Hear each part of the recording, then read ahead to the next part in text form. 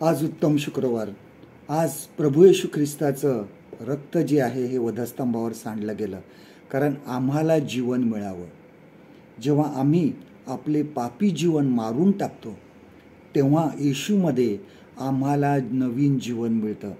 आणि तसेच ज्यावेळेस आम्ही हे आमचं नश्वर शरीर सोडतो तेव्हा आम्हाला सार्वकालिक जीवन प्राप्त होते. आणि म्हणून प्रभू येशू ख्रिस्ताला वधस्तंभावर मरणं हे खूप गरजेचं होतं. आणि ह्याचसाठी सर्व चौकशा संपल्यावर त्याला वधस्तंभावर खेळण्यासाठी घेऊन गेले. आणि वधस्तंभावर खेळल्यावर त्याने पहिला उद्गार काढला, तो म्हणजे हे बापा, ह्यांना क्षमा कर, कारण हे काय करतात हे ह्यांना समजत नाही. बघा लूक 23 आणि 34. लूक चॅप्टर 23 अँड वर्स 34. येशूने ह्यापूर्वी अनेकदा पापांची क्षमा केली होती. मार्क 2 मध्ये प्रभू येशू ख्रिस्त म्हणतो की मनुष्याच्या पुत्राला पृथ्वीवर पापाची क्षमा करण्याचा अधिकार आहे. मग आता तो देवाला पित्याला का सांगत आहे की हे बापा ह्यांना तू क्षमा कर? कारण सर्व जगाचे पाप स्वतःवर घेऊन प्रभू येशू ख्रिस्त स्वतः पापी झाला होता, तो शापित झाला होता. आणि म्हणून ह्या ठिकाणी तो आपला अधिकार वापरू शकत नव्हता. दुसरा मुद्दा आहे की त्यांनी नंतर म्हटलं की हे काय करतात हे त्यांना समजत नाही. आमच्या जीवनामध्ये अनेक वेळा आम्ही चुकीचं करतो, आम्ही पाप करतो. खरोखर आम्हाला समजत नाही का की आम्ही चुकीचं करत आहोत, की आम्हाला समजत असून आम्ही परत तेच पाप करत असतो. तिसरा मुद्दा आहे की प्रभू येशू ख्रिस्ताने सांगितलं आपल्या वैऱ्यावर प्रीती कर. आणि हे त्यांनी प्रत्यक्षात वधस्तंभावर करून दाखवलं. आपण म्हणतो बोले तैसा चाले त्याची वंदावे पाऊले. आणि ह्या ठिकाणी प्रभू येशू ख्रिस्ताने तसं करून दाखवलं. आज जर आम्ही पापात आहोत तर पश्चाताप करा, देवाकडे वळा, कारण आजही तो देवाच्या उजवीकडे बसून आमच्यासाठी रगबदली करत आहे आणि म्हणत आहे की हे बापा ह्यांना क्षमा कर, कारण हे काय करत आहेत हे त्यांना समजत नाही. येशूने दुसरा उद्गार जो म्हटला आहे तो असा आहे की तो त्याला म्हणाला, मी तुला खचित सांगतो, तू आज माझ्याबरोबर सुखलोकात असशील. लूक 23 आणि 43. बघा लूक चॅप्टर 23 अँड वर्स 43. येशूच्या डाव्या आणि उजव्या बाजूला 2 चोर टांगले होते. आणि त्यातल्या एकाने येशूची थट्टा करून म्हटले की जर तू देवाचा पुत्र असेल तर स्वतःलाही वाचवले, आम्हालाही वाचव. परंतु दुसरा चोर बोलला की आपल्याला तर आपल्या योग्यतेचीच शिक्षा मिळालेली आहे. आणि ह्या ठिकाणी बघा आपण 2 मानवी स्वभाव बघतो. पहिला मानवी स्वभाव हा आहे की वाईट केलं, चुकीचं केलं, परंतु ते कबूल करायचं नाही. आणि दुसरं एक चूक कबूल करण्याचा स्वभाव की हो मी चूक केलेली आहे, मी वाईट केलेलं आहे. आम्ही पातके जर आमची कबूल करतो तर देव आम्हाला क्षमा करतो. कारण भग्न व अनुतप्त हृदय परमेश्वर कधीही तुच्छ मानत नाही. जर आम्हाला वाटतं आम्ही चुकत आहोत, आम्ही बहकलो आहोत, आम्ही परमेश्वरापासून दूर गेलो आहोत, तर हा क्षण आहे, हीच वेळ आहे की पश्चाताप करा, देवाकडे क्षमेची याचना करा. बघा या क्षणी ज्या वेळेस तुम्ही सांगाल की देवा मी चुकलो आहे, मी पश्चाताप करतो, त्याच वेळेस तुमच्या अंतःकरणामध्ये येशूची आजही वाणी ऐकायला मिळेल की मी तुला खचित सांगतो, आज तू माझ्याबरोबर सुखलोकात असशील. तिसरा शब्द आपण बघूया. तिसरा शब्द येशूच्या मुखातून निघाला तो म्हणजे बाई, पहा हा तुझा मुलगा. मग त्याने शिष्याला म्हटले, पहा ही तुझी आई. लूक 19, 26 आणि 27 वचनं बघा. योहान 19, 26 आणि 27 वचनं बघा. जॉन चॅप्टर 19 अँड वर्स 26 अँड 27. आई जी आहे ही आपल्या आयुष्यामध्ये, आपल्या जीवनामध्ये खूप महत्त्वाचा भाग आहे. वधस्तंभापाशी असलेल्या आईची येशूने काळजी घेतली. बघा 10 आज्ञा देवाने ज्या दिल्या त्यामध्ये देवाने स्वतः म्हटलं आहे की आपल्या आईबापांचा मान राख. अनुवाद 27 आणि 16 मध्ये लिहिलेला आहे बघा. ड्यूटरनॉमी चॅप्टर 27 अँड वर्स 16 मध्ये लिहिले आहे की जो आपल्या बापाला किंवा आईला तुच्छ मानतो तो शापित असो. बघा देवाने हे सांगितलेलं आहे. आम्ही पैशानी, आमच्या हुद्द्यानी, आम्ही वयाने जरी मोठे होत असू पण आईवडिलांचं बऱ्याच वेळेस आम्ही कदाचित सर्व ऐकत नसू पण त्यांचा मान ठेवायचा हा काळ सदैव असतो, सर्व काळसाठी असतो. आजच्या जगामध्ये आम्हाला आईवडिलांची अडचण वाटते. वृद्धाश्रम आम्हाला सोयीचं वाटतं.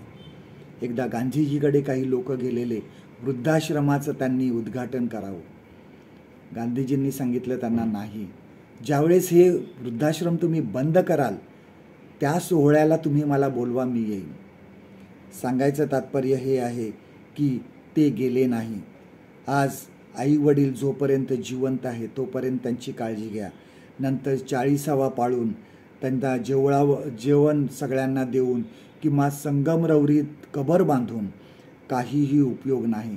जोपर्यंत आई वडील जिवंत आहे तोपर्यंत त्यांची काळजी घ्या. आज येशू आम्हालाही सुद्धा सांगत आहे, पहा ही तुझी आई. आपण 4थ्या वचनाकडे वळूया. 4थं वचन मार्क ऋषी वर्तमान याचा 15वा अध्याय 34वा वचन. Gospel of mark chapter 15 and वर्स 34.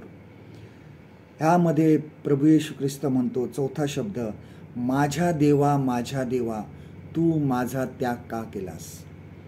मार्टिन लुथर किंग यांनी ह्या शब्दाबद्दल असं म्हटलं की काय देवाने देवाचा त्याग केला का. आणि योहान 16 आणि 32 बघा. जॉन चॅप्टर 16 अँड वर्स 32 मध्ये येशू म्हणतो की पहा अशी वेळ येत आहे, किंबहुना आली आहे की तुमची दानादान होईल. तुम्ही सर्व आपापल्या घरी जाल व मला एकटे सोडाल, तरी मी एकटा नाही, कारण पिता माझ्याबरोबर आहे. आणि रात्री गेतसेमेनमध्ये बागेमध्ये प्रार्थना करीत असताना परमेश्वर येशू बरोबर होता. यहुदाने ज्यावेळेस चुंबन घेऊन त्याला पकडून दिलं त्यावेळेस पिता परमेश्वर त्याच्याबरोबर होता. सैतानाने अरण्यामध्ये परीक्षा घेतली त्यावेळेस देवदूतांनी येऊन त्याची सेवा केली होती. पण आता अंधार पसरला आहे आणि त्याला पिता दिसला नाही. आणि म्हणून येशूने आक्रोश केला आणि म्हटलं, माझ्या देवा तू माझा त्याग का केलास. आपण ह्या ठिकाणी पापाचं भयंकर परिणाम बघत आहोत. देव पवित्र आहे आणि त्याच्यासमोर पाप कधीही राहू शकत नाही.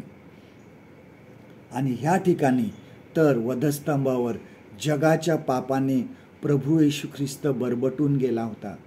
संपूर्ण पाप त्याने आपल्या शरीरावर घेतलं होतं. बघा अनुवादाचं पुस्तक याचा 21वा अध्याय 23वा वचन काय म्हणतं बघा. ड्यूटरनॉमी चॅप्टर 21 अँड वर्स 23 ह्यामध्ये वचन आहे की कारण टांगलेल्या मनुष्यावर देवाचा शाप असतो. पापाचे वेतन बघा मरण आहे. देव आमच्यावर प्रेम करतो परंतु परमेश्वराला पापाची घृणा आहे.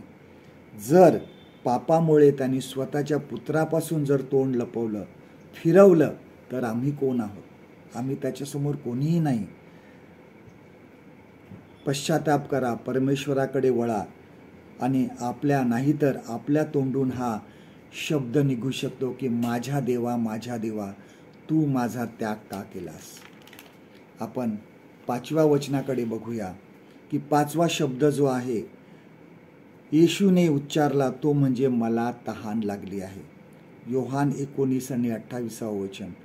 जॉन चॅप्टर 19 अँड वर्स 28. ह्यामध्ये देवाला तहान लागली आहे. ज्याने पृथ्वीची निर्मिती केली, नदे नाले समुद्र निर्माण केले, त्याला तहान लागली आहे.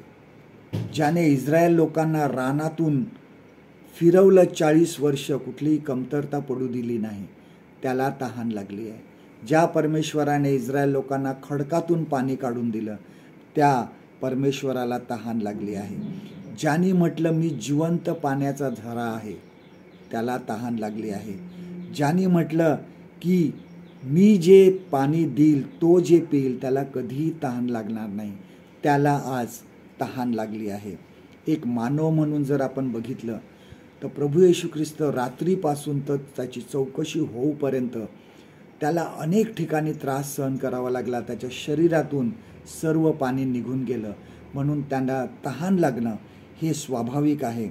परंतु येशूने प्रथम त्यात शास्त्रलेख पूर्ण व्हावा म्हणून म्हटलं की मला तहान लागली आहे. बघा, स्तोत्रसंहिता 69 आणि 21 वचन, Psalm 69 and verse 21. त्याला दुसरी तहान लागली होती, ती म्हणजे पित्याकडे जाण्याची.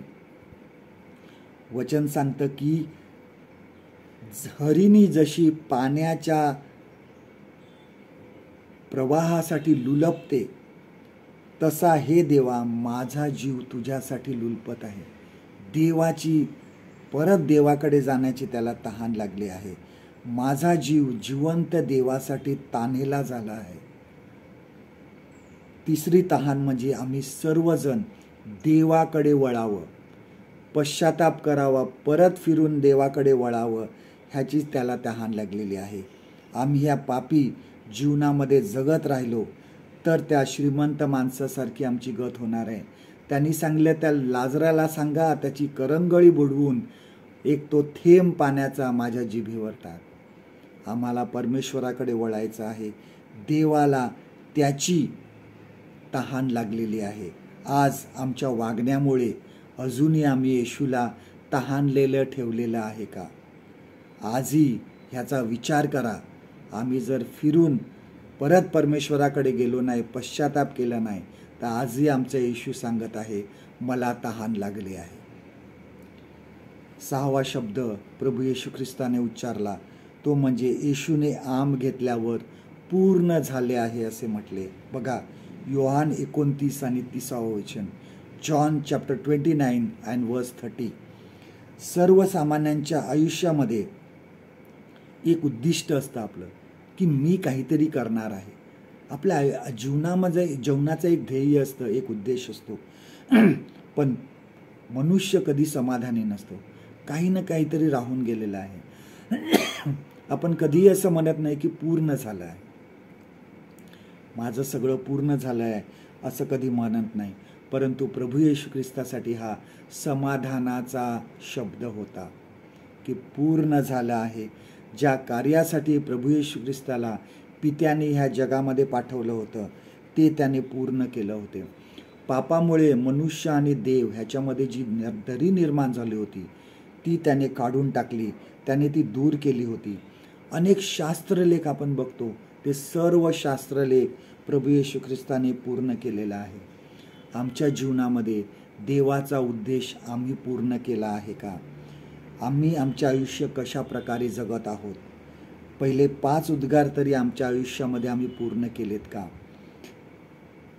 आम्ही ऐकायला हा शब्द तयार आहोत का की शाबास भल्या विश्वासू दासा? हा शब्द आम्हाला ऐकायचा आहे देवाकडून. पण हा तेव्हाच ऐकू शकू ज्यावेळेस आम्ही आमच्या जीवनामध्ये पूर्ण करू, देवाचं कार्य पूर्ण करू, देवाचा उद्देश आमच्या बाबतीत जो आहे तो आम्ही पूर्ण करू. देवाचं कार्य पूर्ण करायला घ्या, मग आपण समाधानाने आम्ही सुद्धा म्हणू शकतो की पूर्ण झालं आहे. शेवटचा शब्द प्रभू येशू ख्रिस्ताचा आहे, तो म्हणजे तेव्हा येशू उच्च स्वराने म्हणाला, हे बापा, मी आपला आत्मा तुझ्या हाती सोपवून देतो. बघा, लूक 23 आणि 46 वचन, लूक चॅप्टर 23 and verse 43. ह्यामध्ये प्रभू येशू ख्रिस्ताने शेवटी आपला आत्मा देवाच्या हाती सोपून दिला. जीवन आणि मृत्यूचं जे युद्ध होतं ते वधस्तंभावर चालू होतं, ते आता संपलं आहे. येशूने मरणाला हरवलं आहे, म्हणून त्याने स्वतःहून पहिल्यांदा त्याने आपला आत्मा देवाकडे सोपवला आणि मग तोने प्राण सोडला. आपला आत्मा हा देवाच्या हाती असणे ह्यापेक्षा दुसरी कुठली चांगली गोष्ट नाही. एक आज्ञाधारक मुलाप्रमाणे येशूने आपली सर्व जबाबदारी पार पाडली होती. मानव रूप धारण करून सुद्धा त्याने आपला आत्मा ह्या जगामध्ये राहत असताना शुद्ध ठेवला होता आणि म्हणून तो आता येशू देवाच्या हाती देऊ शकला तो आत्मा, कारण तो त्यांनी आत्मा शुद्ध ठेवला होता. आमचा आत्मा येशूच्या देवाच्या हाती असावा आणि तो योग्य असावा. ह्यासाठी आम्ही काय करत आहोत? आम्ही काय करत आहोत की जेणेकरून आमचा आत्मा स्वच्छ राहिला पाहिजे आणि तो देवाच्या हाती देण्यालायक राहिला पाहिजे. आमच्या पापाचा आम्ही पश्चाताप केला पाहिजे. आमचा नवीन जन्म झाला पाहिजे. नवीन रूपांतर आमचं झालं पाहिजे. आपण बघा, कोणाकडून एखादं वस्तू घेतली तर आपण ती साफसूफ करून परत त्याला देतो. एखादा शर्ट कोणाकडून वापरायला घेतला आणि त्याच्यावर डाग पडला तर आम्ही काय करतो? तो डाग लॉन्ड्रीमध्ये देतो, स्वच्छ करतो आणि मगच त्या व्यक्तीला देतो. आज देवाने आपला आत्मा आमच्यामध्ये घातलेला आहे. मग ज्यावेळेस आमचं निधन होईल त्यावेळेस तो आत्मा शुद्ध राहील का? आम्हाला तो शुद्ध, चांगला, पवित्र असा आम्ही देवाच्या हाती द्यायला पाहिजे. बघा, नीतिसूत्र 4 आणि 23 वचन काय म्हणतं? Proverbs chapter 4 and verse 23. सर्व रक्षणीय वस्तूपेक्षा आपल्या अंतःकरणाचे विशेष रक्षण कर, कारण त्यात जीवनाचा उगम आहे. आमचा आत्मा आम्ही स्वच्छ ठेवला पाहिजे. आपले जीवन आपण सुधारला पाहिजे. देवाला आवडेल असे वागा. मग आम्ही विश्वासाने म्हणू शकू की हे बापा, मी आपला आत्मा तुझ्या हाती सोपून देतो. परमेश्वर करो ह्या 7 जे शब्द आहे हे तुमच्यासाठी आणि माझ्यासाठी तो आशीर्वादित करो. आमेन.